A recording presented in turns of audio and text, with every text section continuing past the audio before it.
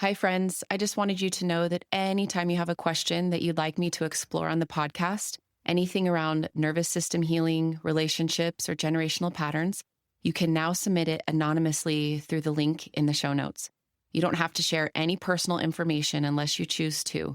There's also an option to consent to be featured in a future episode for a short audio coaching conversation. If you check that box, I or someone from my team will reach out to schedule a time that feels good for you. I'd love to hear what's on your heart.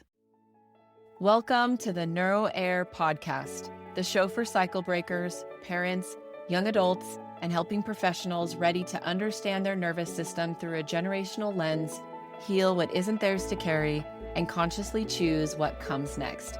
Hi, I'm your host, Leanna Hunt, an associate clinical mental health counselor and certified performance coach.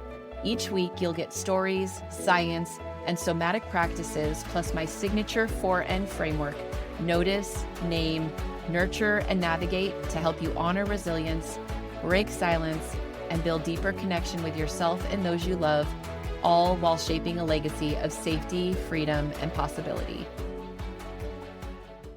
Hello, everybody, and welcome back to the NeuroHeir Podcast. I hope wherever you are listening, this episode finds you well. And you guys, I am so excited to have Lori Montry on the podcast. Lori, can you say hi to everybody? Hello, I'm excited to be here. I love the corner of the world you've created, and I can't wait to have a conversation and learn and grow and all the things. Same, you guys. I've been looking forward to this conversation for several weeks. And before we get into it with Lori, I want to read you her bio because I don't want to miss anything because it's so amazing. So Lori Montry is a somatic healing practitioner and author of You're Not the Problem, which we'll get into in a minute, and the creator of the Freedom Framework, a nervous system-based roadmap for sustainable behavioral change. She helps people who feel stuck in stress, overwhelm, or self-sabotage understand the survival patterns driving their choices so they can build the safety, capacity, and clarity needed to take aligned action in every area of their lives. And if you guys are hearing already, you can probably see why I asked Lori to be on the show, because we have so many things in common, except for this part, which I'm very excited about. Drawing on her Harvard law background, Lori translates complex concepts like trauma, stress, physiology, and nervous system science into practical, immediately usable tools. Her work is anchored in the belief that coping behaviors such as emotional eating, overthinking, overachieving, and people-pleasing are not personal failures, which we agree on all those points, but intelligent adaptations the body creates for protection. Lori's approach is grounded in lived experience. After decades of wrestling with anxiety, emotional eating, and the pressure to perform, she discovered that mindset work and willpower couldn't shift what her nervous system was still holding. That journey led her to somatic and trauma-informed modalities and shaped the method she teaches today. Identify the pattern, understand the need beneath it, and rebuild safety from the inside out. Lori, welcome. Thank you. Thank you. And I know, like you said, the alignment here between your work, we're going to have a great time. Yeah, we are. So tell me, I know we read the bio, but just as you hear your own bio, I always love to ask, what's coming up for you when I ask the question, who is Lori Montry? Yeah, I think I definitely would have answered that question a lot of different ways throughout the years. Sure. But when I hear it now, I think to myself, first of all, gratitude, because 20 years ago or more, I would have never thought that would be a description of gratitude. And also just inside, I'm kind of jumping up and down like, yes, this is so exciting to be able to talk about this and maybe give someone a little inroad into that healing and growth that we've got to experience. And so it's just pure alignment and joy at this point. So, yeah. And I feel that too. Up. Yeah. I feel that alignment and joy just because I just love connecting with other women that are doing similar nervous system work, but also have their own takes on it, because our life experiences bring us to where we are. Right? Exactly. Yes. And it is the beauty of our experiences. And for someone to be able to say, I lived this, right? It's not a theory that I learned. And it's not something that, I'm applying from something else. This really happened to me. And I really did use these tools. And I would say, continue to use these tools every day. Yeah. I think that's why we got to where we did, because we needed tools that maybe we couldn't find other places. Would you agree? 100%. 100%. Yeah. Mm. Yeah. And all of our detours and dead ends sometimes, hopefully that's going to make it easier for other people who find themselves, kind of really resonating with the conversation. Well, I love that. So we have a lot of like moms, burnt out moms, women trying to break cycles, some men too, young adults that are learning about their nervous system, how to change patterns, how to understand that what they're going through isn't a definition of who they are. So it's just kind of reading your bio. Can you kind of just talk about maybe the point from the Harvard law side into what you're doing now and maybe some of your lived experiences and how it took you from that to nervous system work? Yeah, absolutely. So let's back up a little bit. I talk a lot in the book about adaptations. And what I mean by that is just that's what we do as humans, right? We are constantly adapting to our environment and to our experiences. And we adapt in ways, especially when we're young. We're trying to make sense of the world. We're trying to navigate. And so I, like everyone else, adapted to my environment. I go into it a lot more in the book, but, my environment was one where my family was completely overwhelmed by the time I arrived on the scene. I was the sixth of 7 children. My mom already had a very fragile nervous system, and things were pretty chaotic for me. And then there was a period of abuse for a time when I was around 4 years old. And so I did what every other human does. I adapted. And I adapted in the 3 ways that we all adapt, which is patterns of thought, patterns of nervous system, and patterns of behavior. So some of the thoughts that I learned and developed patterns for myself was that I was a burden. My needs were too much. And if I just kept them to myself, things would be much better. I learned that the closest to perfect that I could be, the safer my environment was. I also learned to be hypervigilant, to be on alert for the threats that were all around me, to be hypervigilant about other people's needs. And I also learned how to shut down. When things got overwhelming, I learned how to just kind of go away, right? And as far as behaviors go, I became an overachieving perfectionist with an emotional eating challenge. And so Sounds very similar. Yeah. So those are the adaptations that I built. And, the thing about adaptations is they don't change when your environment changes. They change when the conditions are right. And so I built a whole life around those adaptations, and it led me to overachieving in everything that I did. I did, set my sights on if I was going to go to law school, I was going to go to the Harvard Law School. If I was going to have children, I had 6. I got to do everything, because I'm always in a constant state of trying to prove myself, trying to earn the air that I breathe, right? Oh, man. Yeah. I just have to pause because everything you're saying, Lori, I'm like, we could be best friends just based on our stories. Yeah, we're twins separated at birth, right? Yeah. Very, very similar. Yeah, no, just keep going. Sorry. I just want everything that you're saying. I'm nodding my head because I'm just like, yes, it's so amazing to talk to somebody else that I feel like, wow, so many parallels already. Yeah, I appreciate that. Yeah, it is. And even though, other people's story don't look exactly the same, it is the same because we adapt and then we build a life on that adaptations. For sure. And then at some point, hopefully, we wake up and we realize, wow, I don't like this. This is not aligned. This is not authentic for me. This is based on the adaptations that I created, and they're not wrong. They were brilliant. They helped me survive. And so if we have the privilege of recognizing that we're adapted and not in alignment, then we can begin the process of adapting again, this time towards our wholeness, our truth, the things that we want in life.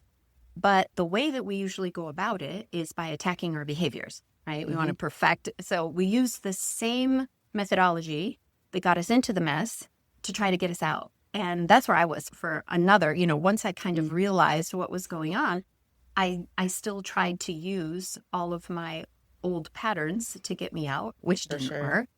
And it left me in a place. Because that's what we know. That's what. Of course. We didn't have any other pathway, any other options, right? And that's what our work is all about, is about showing people the other pathways. And it's not easy. I mean, when you've developed something as a child and you've been living from it, it isn't easy, but it is doable.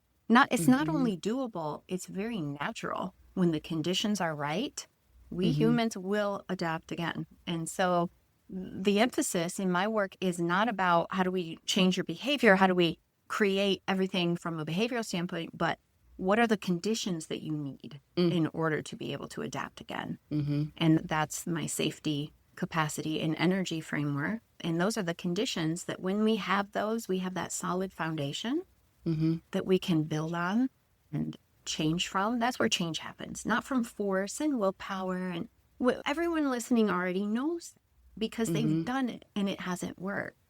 Totally. Yeah. And I think I did an episode about willpower, I think towards the beginning of the year. So we talked a lot about why willpower isn't sustainable, and also kind of like a cognitive behavioral therapy triangle approach where thoughts affect emotions, emotions affect behaviors. But I even like to take it that our belief systems, like I'm a burden, right? That was the one that you said, that belief pattern did try to help protect you at some point. But when we live in that belief system, that usually generates emotions that are maybe the shutdown or the need to people please or the fear or whatever that is. And then that drives our behavior. And so oftentimes when people come to me for coaching or come in for clinical therapy, they're coming, and we've talked about this on the show too, they're coming in to try to change the behavior. Yes. I think we're so focused on trying to change the behavior, and I see you nodding your head too, and we can go into that too. But like when I was for 20 years, trying to change my relationship with food, I was trying to change the behavior.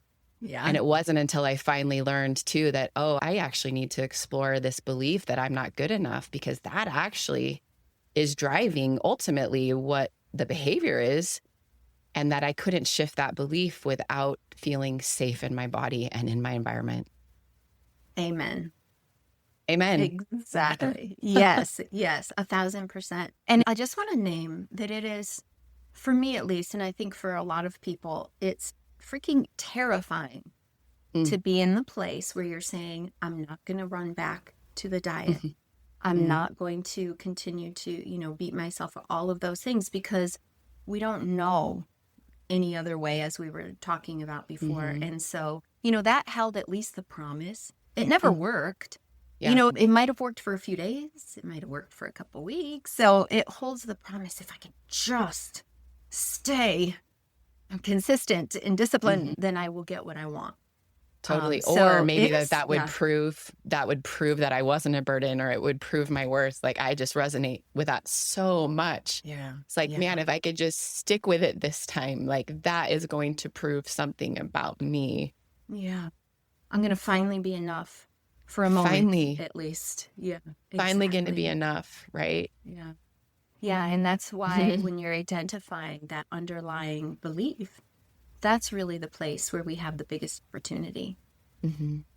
But when you're struggling and you're inside a body that doesn't feel good, or inside behaviors that doesn't feel good, to step back and say, I'm going to let go of the fixing and the idea that I'm broken for a few minutes so I can look at this other thing that might be the real cause of my suffering.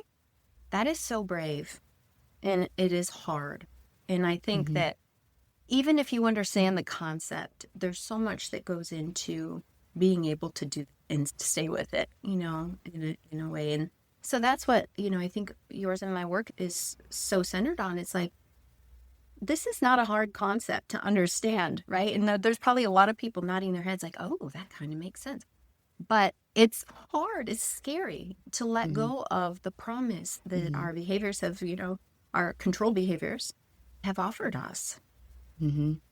Well, again, we needed them at some point. Like it doesn't always consciously make sense, right? Why? Right. How did that pattern actually help us? But even that hypervigilance that you mentioned, like hypervigilance is a form of protection. Our brains and our nervous systems and our bodies are so brilliant at adapting. And at some point we needed that. So when for you, did you realize you didn't need to operate the way that you were? Yeah, it certainly wasn't a light bulb moment. It was more like a phase where it kind of slowly unfolded, I think probably the biggest turning point that I might say opened a little crack for me was I had signed up for a summit, and the summit was on, I want to say it was on something like food addiction or something like that. And of course I signed up for it to figure out, okay, tell me what to eat. tell me how to, control myself better. That was my motivation. Yes, that was my motivation. But inside that summit, there were a lot of experts who were sharing the idea that my behavior made sense. And I had never given it that grace before. I had never allowed me to think, this makes sense. There's a reason I'm doing this. I just said, you are broken. That's why you do this. You're a willpower weakling. You suck. That's why you're doing all these things. So just that little crack, and it didn't change much of anything, but it did get me starting asking some new questions. What if it did make sense? What is this all about? I didn't start changing my behavior for a while still. I had to create that safety. And that's how I found the nervous system work, realizing that until I felt safe, I could have all of this knowledge, but I wouldn't be able to integrate it into my experience, into me. And the body really was that missing piece. So I love how you talk about, of course it has to do with thoughts and feelings, but the thoughts are being generated by a nervous system that either feels safe or does not. And so that is the foundation. That's the basement in this beautiful house that we're building. And if we can start there, not have to fix everything all at once, but if we can just put the focus for a little bit on the nervous system and bring some safety, then everything that we've been trying so hard to achieve suddenly becomes possible. It's beautiful. I love that in the basement of the house, because that is our foundation. And without safety, without actually feeling safe in our body, we can't, I don't think, have or achieve what it is that we ultimately desire. Maybe we don't even know what we desire because we're still living so much into that I'm not good enough, right? But so for you, from the safety perspective, like what would you want to share with everybody as far as, because I think if you get on Instagram and stuff, more people are talking about safety, somatic practitioners and stuff. But some people I still maybe listening to don't even really know what safety means or feels like because they actually haven't felt it or experienced it in a really long time. Yeah. And that was the case for me. I had never felt safe in my body. I probably didn't feel safe in utero. And so I had nothing to relate to. But it's one of the reasons I am so grateful for platforms like yours, because, you're not talking about safety as in do this exercise and bring safety to your system. That's not what we're talking about. And actually, I think in some ways, it's kind of frustrating to hear that kind of information, because the nervous system is not something to hack. The nervous system is actually the compass. It's not something that we're trying to control. We are going to the compass as our guidance. And so nervous system, I have to get to know my nervous system. I can't feel safe in something that I don't know and understand. We wouldn't feel safe with a person that doesn't know or understand us. And it's in that knowing and understanding that and responding in an attuned way that we develop safety. So if we could just imagine for ourselves having somebody beside us 100% of the time, this person knows us, understands us, cares for us, and is committed to meeting our needs. If we could just kind of sit in that for a minute, in this capable, resource, brilliant, companion for us, that's what safety feels like. And we develop that with ourselves. And one of the most essential pieces is that safety in our system, is understanding and knowing our system and being able to respond to it, being able to respond to your needs. That's where safety lives. And I think that that's really, really important, because for most of us, or all of us, at some point, our nervous system learned to adapt because maybe we didn't feel like we could get our needs met in whatever way that meant. Sometimes really small ways, sometimes really big ways. And I think that that's a really hard thing for a lot of women I've talked to, is even being able to express themselves and say what they need. That is really scary sometimes.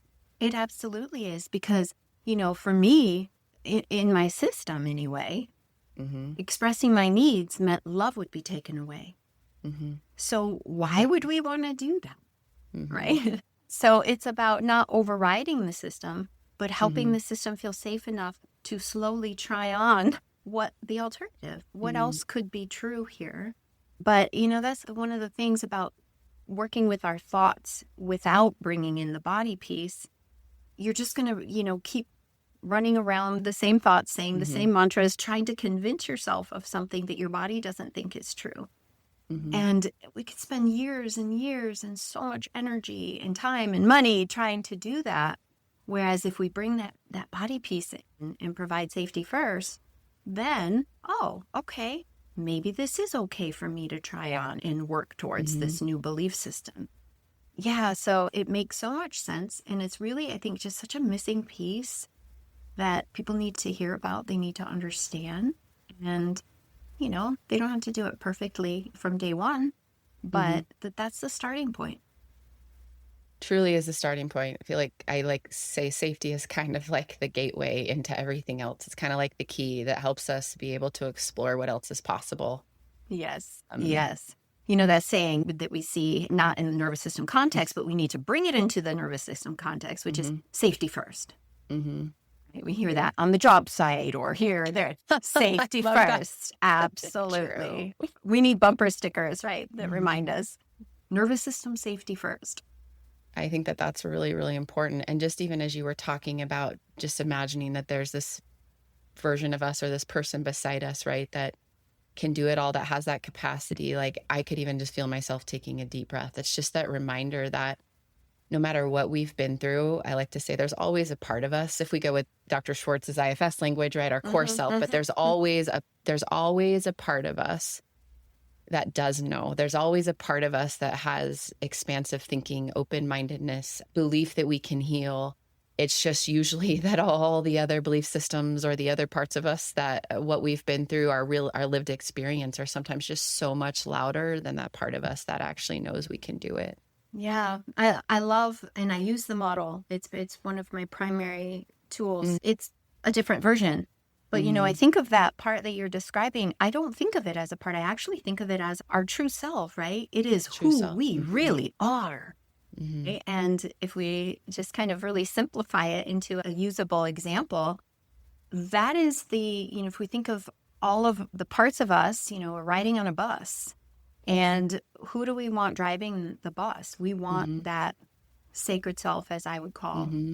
And then all of the parts are welcome. We're not trying to kick anybody off the bus. They have valuable information that help us navigate our bus, right? But they should never, ever drive. Totally. They cannot see over the dash and work the pedals at the same time. So when we let parts lead, we are driving over curbs, hitting stop signs, sometimes going over cliffs because they're not capable of driving us in a way.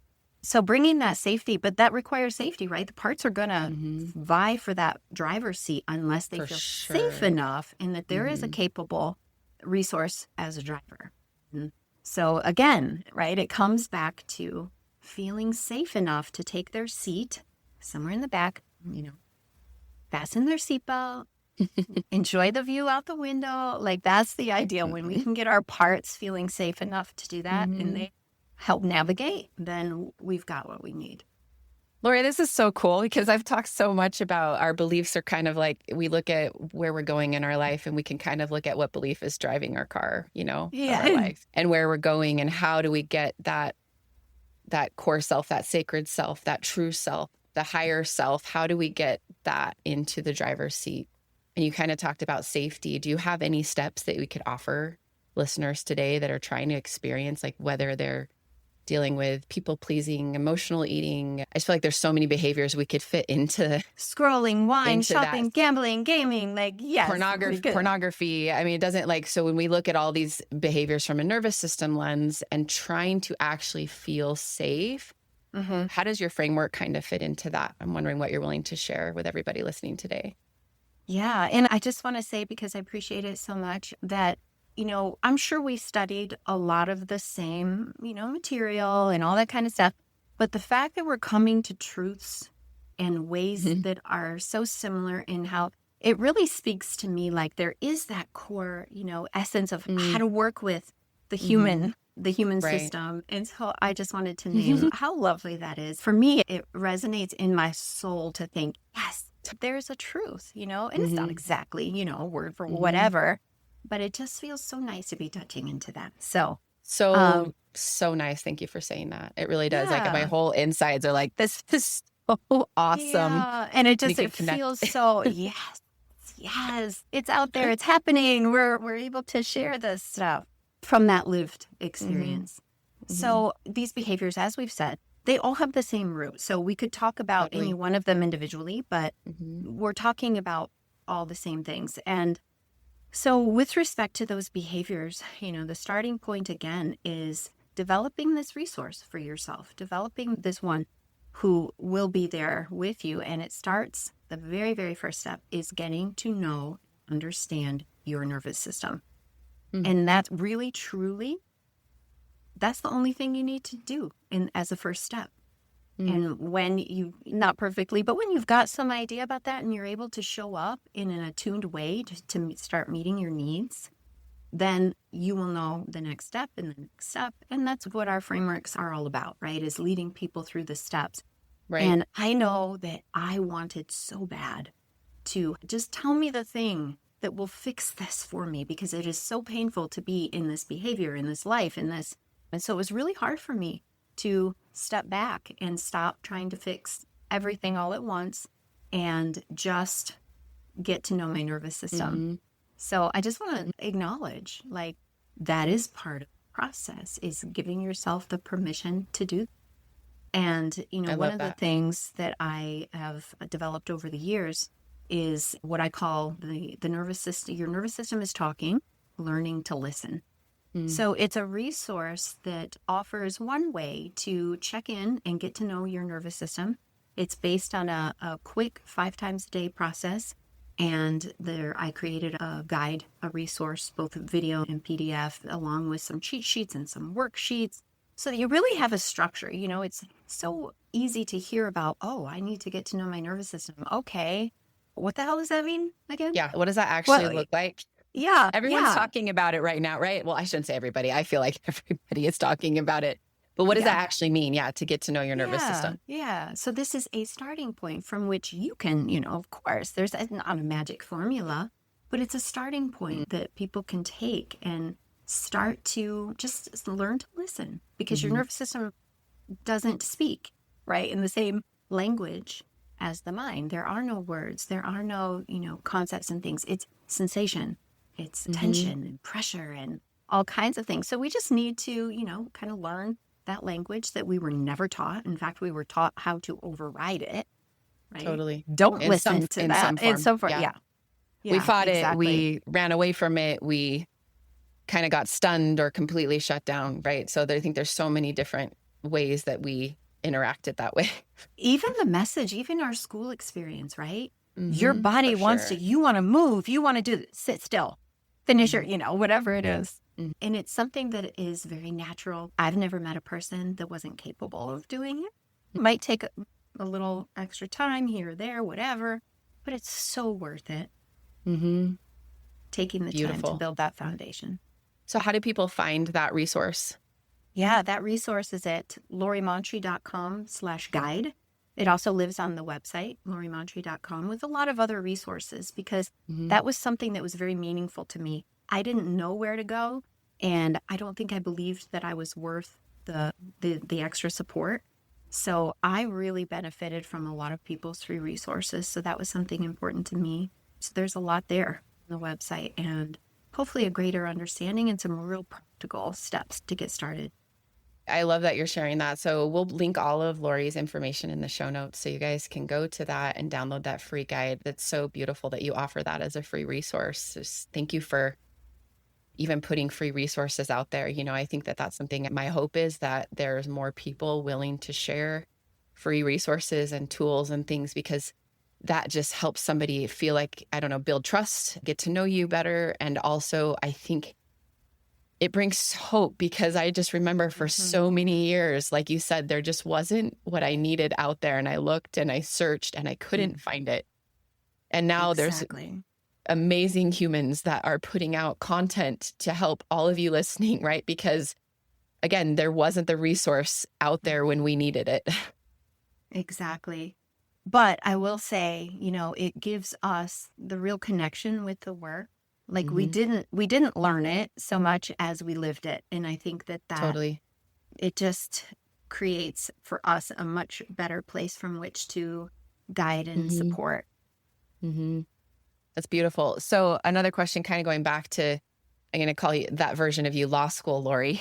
Yeah. So when you think about law school Lori to where you are now, I'm just wondering, like, maybe even what you would want to say to that version of you now, based on where you've come, how far you've come, what you've learned, because I know there's so many people listening that are in their own version of trying to do the biggest thing to prove themselves, to prove their worth, that are exhausted, that are burnt out, that are just overeating or over drinking or not sleeping. I just want you all to know that, like, we hear you, we feel you. I just, even though I don't talk to you every day, like everybody, we can't talk to everybody every day that reads our content and consumes our info, but I just feel you and feel like what you're needing. So for those of you listening, like, Lori, what would you say to that part of you, and also maybe to that version of everybody out there, if that makes sense? Yeah. Well, what you said was so beautiful. And I was just thinking about her, law school Lori, and thinking about how damaged she felt and broken. And what I would really want her to know, and why I titled the book, you're not the problem. You're not broken. Everything makes sense. Everything you do, everything you're experiencing makes sense. You adapted once, you can adapt again. And I'm here with you. That's what I really wanted to hear. I'm here with you. I'm right here, sweetheart. I'm right here. I never left. I got you. That's what I would really love. I didn't have the ability to say it, but I say it to her now. How does that even feel in your body to offer that compassion to a younger part of you, another version of you? Because she's still in you. She is you. Exactly. It's been such a progression because it's been a part of my daily practice. Some parts of me, are needing me in the day, and to have that conversation. And it is a feeling of where, instead of the brick in my tummy that used to live, that unsettledness of the angry butterflies, that it's literally a lifting, like a lightness in my belly, like, oh my gosh, I'm so, like, that excitement, like a first date or something like that. It's, oh my gosh, to have that need met, that need that I didn't even know what it was about, to have that met in that way from someone I can rely on. Hands down, there is no question whether I can rely on this person, It is a glorious feeling. All of life is different. And I know that sounds a little bit, what I mean, but to a listener, it might sound, all of life is different, really. It really is. Really is. Nothing is the same when you have that with yourself, for yourself. So true. So true. And I love what you shared to your younger self like that. I just resonated with, I got emotional about that. And I think that that's something, like, maybe if people are thinking, okay, how could it actually be different? Like, what is something that you want those listening to maybe be able to offer themselves today, especially if it's new? Like, we've tried this on the podcast before. Maybe you're a new listener, or you just found the show, or for whatever reason. Like, Lori, what is something that you want to encourage everybody to try to say to themselves or sit with after they listen today, or even right now? Yeah. I think it's so foreign for so many of us to feel like there is that sacred self within us, and that's okay. But what I want them to know is that it is there. There's no question. There's no question about whether or not it exists. And it knows the answer to everything. We don't need to know those answers today, but little by little, if you can just be open to the idea that it exists and that I might be able to find it, then things are going to start to feel different. It is there. It can't be lost. Can't be lost, and things will feel different. Yes, exactly. And I kind of feel like, it's like there is another option. There's another doorway. There's always another way to see something. There's another opportunity. And so much of that, again, goes back to us even connecting with that part of us and experiencing safety. For some of you, maybe it's the first time ever that you're consciously, when I say conscious, it's not that you haven't had moments of safety, but where you're consciously allowing yourself to feel safe and even realizing that you are capable of achieving and becoming and believing and thinking and feeling whatever it is that you have wanted to. Yes. And I would say, because of our journeys in the life that we used to live in the I'll say torment, that we used to feel. Totally. Yeah. There are people who really care about I love you. that. When I left Yeah. my law practice, I had no idea. I was like, what am I? I didn't care. If I could help one person feel the way and experience a new life like that, if I could help one person, of course it would be worth it. Totally. And I hear in your voice, and I know that you feel the same way. So there are people who really care. Really do care. It really do care. You don't have to do this alone. I thought I did. I didn't even want to tell anybody. Nobody knew about all of my secret behaviors. Nobody knew. I had never offered myself, the opportunity, the grace of sharing with a single living soul.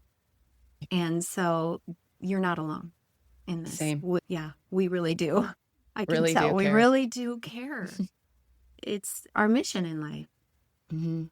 Yeah. And there's so much power in, man, just when you said that, because so much of my life was so alone in those behaviors. Yeah. And we feel like we're the only one. That's one of the things I love about my group spaces is it's like, we show up and they're like, oh, you do that too. I mean, we know people do. There's, all the resources and stuff out there. We know we're not the only ones, but we feel like we are. Totally. Yeah. Yeah. And that, I think that's the other thing too, I'll tie back in to kind of wrap up is with safety. Like we even see in the autonomic nervous system that when we are in parasympathetic, that we can expand our peripheral vision. When we're in fight or flight, when we're in sympathetic, we can see that our eyes even go into tunnel vision. And so when we can feel safe in our body, it's almost like we can start to see how many other people out there care, how many other people are experiencing something like us, maybe not the same thing, but their own version. And in that safety, we can explore so many possibilities for support, for community, for healing, for opportunity. And people like finding people like Lori, I just want to acknowledge that I would never have been connected with you if I hadn't done my own work at some point, right? And vice versa. Right, exactly, which is just so beautiful. Yeah. And it just feels like such an affirmation for me, in the work. It's like, yes, this is so real and it's out there and there are aligned people doing amazing things. So you're not alone. Not alone. There is a way. You may not see it today. I think of it like a bridge that we're crossing and it's very foggy right now, So we may only be able to see the next step in front of us. Trust that the next step will be there when you need it. Yeah, and that all starts going back to what you talked about, safety, right? Yes. Safety, being able to feel that and even just believe that safety is possible, even if you don't right now. Even the belief, that safety could be possible, that it is possible, no matter what your lived experiences are, what you're currently experiencing right now. Yeah, exactly. There is a step that's available today. There is. Well, Lori, I've just loved talking to you. I feel just our energy is just connected to everything you've said. It's just a yes to everything. So in closing, just kind of tell people you have your book out, what other things you have or you want them to know, and just kind of a message. Just going to put that all to you, Lori. Just wrap us up. All right. Yeah. No, I just, I really would invite people to visit the website and see what resonates. There's some emotional eating information. There's this, there's that. So you will know, your guidance will tell you what could be helpful. But the thing that I'm most excited about right now is the book. It was really an effort to put everything kind of under one roof with respect to the safety, capacity, and energy. And as I was writing it, I kept having this nagging feeling like, Lori, you're writing a book for people who are already in overwhelm. Books that ask something of us, especially when we're in overwhelm and in survival, they just end up collecting dust on the stand. And so I really thought to myself, there has to be more support available here. So I created a reader circle where we all get together and talk Lovely. about the concepts in the book, support one another, stay consistent, and receive guidance and support. And so the book in the reader circle is a really special place to me. And yeah, I would love, for people to check it out and see if it's something that resonates within them. Awesome. That just sounds so amazing. And I need to read your book too. I'm excited too. Thank you so much. Anything else you want to leave the listeners? It's just, we're all in different stages of hope and exploration of our nervous system and what's possible. So just kind of any last words there. Yeah. Just keep coming back to, you're not the problem. You are not the problem. That was a real starting point and something that needs to be reaffirmed over and over. Yeah. And I think there's so much freedom and possibility once you actually can sit in this idea. Maybe you don't even want to adopt it today. Yeah. But what if you could just sit in this idea and the question, I'm going to leave it like that. What if you aren't the problem? Yes. Maybe I'm not. That truly was my starting point. Oh, maybe I'm not. Maybe I'm not. Maybe I'm not the problem. What if something isn't quote unquote wrong with me? Wrong with me. Yeah. Yeah. Well, I hope you guys will all check out Lori's information. Make sure you check out the show notes. There's going to be a lot of great information there. And Lori, thank you so much for taking time to be with me today. It was such a pleasure. And I thank you for your work in the world and just, wish you all the best to keep getting this out there and continue to touch lives. Same. I'm so excited to see where you go and what ends up happening for you and all those that get to find you and experience your work. So you guys, I hope you can take moments to experience beauty this week, those little glimmers that help remind our nervous system that we can feel safe, that we get to be grateful for being alive, and that we can feel and experience safety in our body, I think is ultimately the hope and goal I want to leave with all of you today. So until next time, bye guys. Thanks for joining me on the NeuroHeir Podcast. This work is about honoring resilience in yourself and also those who came before you, all while finding freedom from what was never yours to carry. With the help of stories, science, somatic tools, and the 4 N's, notice, name, nurture, and navigate, you have a path toward deeper connection with yourself, your loved ones, and the legacy you want to pass on. If today's episode spoke to you, share it with someone who's ready to step into this work too. And follow this show so you never miss an episode. Remember, you may not have chosen what you inherited, but you can choose what comes next.